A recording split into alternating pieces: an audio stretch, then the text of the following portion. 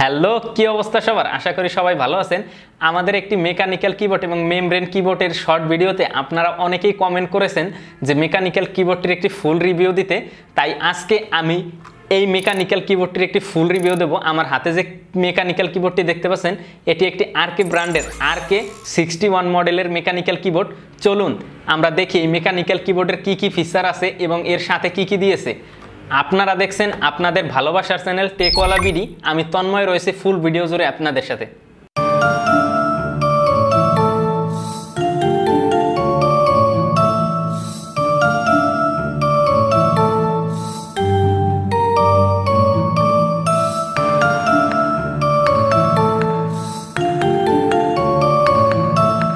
প্রথমেই দেখি কিবোর্ডটির বক্সের মধ্যে আমাদেরকে কি কি দিয়েছে। প্রথমে বক্সটি খুললে আমরা পেয়ে যাব হচ্ছে আমাদের সেই কিবোর্ডটি, যদিও আমাদের ব্যবহার করা, আমি পুনরায় আবার প্যাকেট করে রেখেছি। এটি সরালে আমরা একটি ইউজার ম্যানুয়াল পাবো। এছাড়া এই পাশে আমরা কিবোর্ডের কি ক্যাপসগুলো খোলার জন্য একটি কি ক্যাপ পুলার পেয়ে যাব।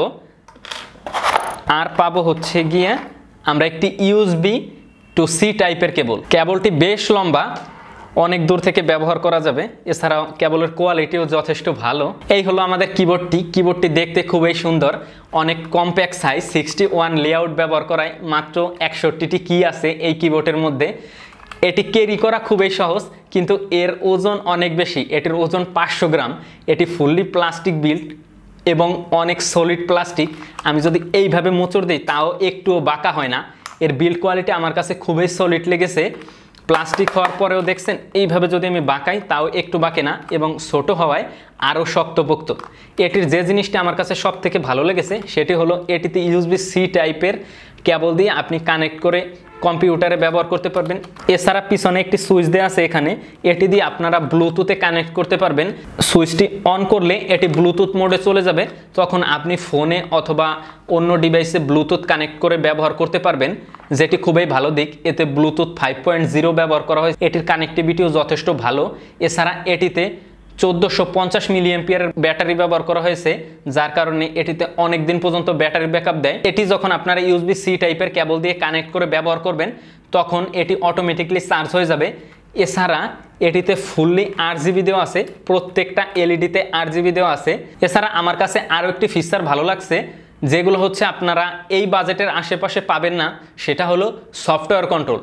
এই কিবোর্ডটি আপনারা সফটওয়্যার দিয়ে ফুললি কন্ট্রোল করতে পারবেন। আপনি RK গেমিং নামে একটি সফটওয়্যার আছে, সেটি ডাউনলোড করলে এটি যখন আপনি USB কেবল দিয়ে কানেক্ট করবেন খুব সহজে সফটওয়্যার দিয়ে আপনি কাস্টমাইজ করতে পারবেন। এর প্রত্যেকটা LED আপনি কাস্টমাইজ করতে পারবেন। RGB প্রত্যেকটার কালার আপনি কাস্টমাইজ করতে পারবেন, যে হচ্ছে আপনার কে বাটনে কোন ধরনের কালার হবে, এ বাটনে কোন ধরনের কালার হবে, সেগুলো আপনারা কাস্টমাইজ করতে পারবেন। এছাড়া হচ্ছে আপনি কি কাস্টমাইজ করতে পারবেন, এতে চাপ দিলে আপনার কে উঠবে অথবা কি উঠবে সেটি হচ্ছে আপনারা সফটওয়্যার থেকে কন্ট্রোল করতে পারবেন। এছাড়াও কিছু প্রিসেট মোড দেওয়া আছে, যেগুলো হচ্ছে আপনারা সফটওয়্যার থেকেও সেট করতে পারবেন। এছাড়াও আপনি ফাংশন প্লাস হচ্ছে স্ল্যাশ যে বাটনটি দেওয়া আছে এটি ক্লিক করে করেও সেট করতে পারবেন। আমি কিছু প্রিসেট মোড দেখাচ্ছি আপনাদেরকে। এটির প্রিসেট মোডগুলো খুব ভালো, অনেকগুলো মোড দেওয়া আছে যেগুলো দেখতে অনেক সুন্দর লাগে। রাত্রবেলা যখন আপনি কিবোর্ড দিয়ে গেমিং অথবা টাইপিং করবেন অনেক সুন্দর লাগবে দেখতে, অন্ধকারের মধ্যে বেশি ভালো লাগে। কিন্তু এর একটি জিনিস খারাপ লেগেছে, সেটি হচ্ছে এর কালারের ব্রাইটনেসগুলো অন্ধকারে খুব ভালো দেখা যায়, কিন্তু একটু আলো থাকলে আপনি পাশ থেকে তাকালে দেখতে পারবেন না।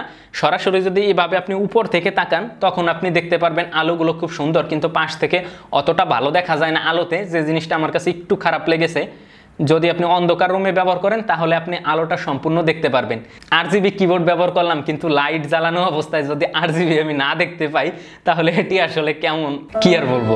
কারণ আমরা অনেকেই জানি RGB মানে হচ্ছে গেমে বাড়তি FPS। পিছনের দিকে 4টি রাবার দেয়া আছে, যেটি হচ্ছে আপনার টেবিলে রাখলে সরে যাবে না।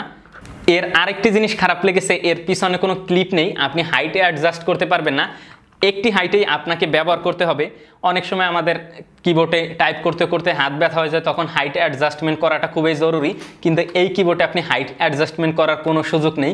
এটি আপনার যে হাইটে দেওয়া আছে সেটিতেই আপনাদের ব্যবহার করতে হবে, যেটি একটু খারাপ দিক। যদিও অনেকের কাছে এই জিনিসটা অতটা খারাপ লাগবে না, তাও দেয়া উচিত ছিল, দিলে অনেকটা ভালো হতো। সাথে যে কি ক্যাপ পুলারটি দেওয়া আছে এটি দিয়ে আপনারা খুব সহজেই কি ক্যাপগুলো টান দিয়ে এইভাবে খুলে ফেলতে পারবেন। এই হচ্ছে কি ক্যাপগুলো। এটি আপনারা চাইলে আপনাদের পছন্দ মতো বিভিন্ন আউট অফ মার্কেট থেকে হচ্ছে কিনে ব্যবহার করতে পারবেন, আপনাদের পছন্দ মতো কাস্টমাইজ করে নিতে পারবেন কি ক্যাপগুলো। এছাড়া আমার হাতে যে কিবোর্ডটি আছে এটি হচ্ছে রেড সুইচের কিবোর্ড। এটির আরও কয়েকটি ভেরিয়েন্ট আছে, যেমন ব্লু সুইচ, এছাড়াও ব্রাউন সুইচ, আপনাদের পছন্দ অনুযায়ী কিনতে পারবেন। আর আমার হাতে যেটি আছে এটি হট সোয়াপেবল না, আপনি সুইচগুলো খুলে ফেলতে পারবেন না। এর আরেকটি ভার্সন আছে যেটি হট সোয়াপেবল, সেটির দাম একটু কিছু বেশি, সেটিও আপনারা চাইলে নিতে পারেন যদি কারো কাস্টমাইজেশনের প্রয়োজন হয়, যে আমি এই সুইচগুলো অনেক সময় কাস্টমাইজেশন করব অথবা নষ্ট হয়ে গেলে চেঞ্জ করব, সেক্ষেত্রে আপনারা হট সোয়াপেবল নিতে পারেন। কিন্তু আমার অতটা দরকার হয়নি, যার কারণে হচ্ছে আমি নেইনি। এই যে এটি হচ্ছে কিবোর্ডের সুইচগুলো, এটি টান দিল এভাবে যদি আমি টান দেই এটি খোলে না, যেহেতু হট সোয়াপেবল না। এই যে হচ্ছে এলইডিগুলো খুব সুন্দর মতো দেখা যায়, এখানে পুরোটা সাদা কালার, সাদার উপর লাল সুইচগুলো। এটি রেড সুইচ হয়, এতে আপনারা ওরকম ক্লিকি ক্লিকি সাউন্ড পাবেন না। ক্লিকি ক্লিকি সাউন্ড পেতে হলে আপনাকে ব্লু সুইচে যেতে হবে, এটা সবাই কম বেশি জানেন। কিন্তু এটি রেড সুইচ হয়, এর ইউজার এক্সপিরিয়েন্সও যথেষ্ট ভালো, যারা গেমিং করেন তাদের জন্য ভালো। এছাড়া আপনারা টাইপিং করার জন্য নিতে পারবেন, যাদের ক্লিকি সাউন্ড অতটা বেশি ভালো লাগে না বা প্রয়োজন হয় না, তারা এটি নিতে পারেন। এছাড়া এতে যে সাউন্ডটি হয় আপনারা একটু শুনলে বুঝতে পারবেন যে এর সাউন্ডটি কেমন। আমি একটু টাইপিং করে আপনাদেরকে দেখাই। কিবোর্ডের কিগুলো প্রেস করলে যে ফিডব্যাকটি আসে সেটি খুবই ভালো লাগে, অনেকটা নিজের মধ্যে স্বস্তি দেয় যে আমি কিটা প্রেস করেছি সেটাও আমি বুঝতে পারবো। এছাড়া নিজের মধ্যে একটি স্যাটিসফ্যাকশন কাজ করে এটি প্রেস করার সময়। আপনারা যখন ব্যবহার করবেন তখন বুঝতে পারবেন যে এর অনুভূতিটা কেমন, যে ফিডব্যাকটি আসে সেটি নিজের কাছে অনেক স্যাটিসফ্যাকশন মনে হয়, অনেক ভালো লাগে। এটি 61 লেআউট হয়, এতে অনেক কি বাদ দেওয়া হয়েছে, যেরকম সাইডে আপনারা নাম প্যাড তো পাবেনই না, এছাড়া হচ্ছে আপনারা অ্যারো কির মধ্যে হচ্ছে কন্ট্রোল, তারপরে হচ্ছে অল্টার, এগুলো থাকবে।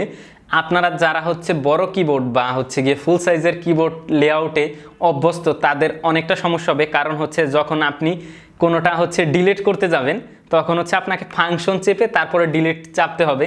এছাড়া অনেক কাজগুলো আপনার করতে গেলে হচ্ছে ফাংশন চেপে তারপরে করতে হবে, যেটা একটু হ্যাজেল মনে হবে প্রথম দিকে। যখন আপনি ব্যবহার করবেন, ব্যবহার করা অভ্যস্ত হয়ে গেলে আপনার কাছে অতটা খারাপ লাগবে না। এছাড়া হঠাৎ করে যখন বড় কিবোর্ড থেকে আপনি এই ছোট কিবোর্ডে আসবেন তখন অনেক সমস্যা হবে, যে হচ্ছে এটি যে কিগুলো, এই কিগুলোর মাঝখানে যে ফাঁকা আছে এই ফাঁকা অনেকটা কম, কারণ এটি হচ্ছে 61 লেআউটের, অনেক ছোট কম্প্যাক্ট সাইজের, যার কারণে ফাঁকা অনেক কম। যখন আপনি আঙুল দিয়ে এইভাবে চাপবেন, বড় কিবোর্ডের ফাঁকাগুলো একটু বেশি হয়, আঙুলগুলো হচ্ছে আপনার ওই কিবোর্ডটা অভ্যস্ত হয়ে গেছে, যার কারণে এটিতে আপনারা হচ্ছে একটু ভুল হবে, এদিক সেদিক আঙুল চলে যাবে, যেটি আপনারা ব্যবহার করতে করতে অভ্যস্ত হয়ে যাবেন।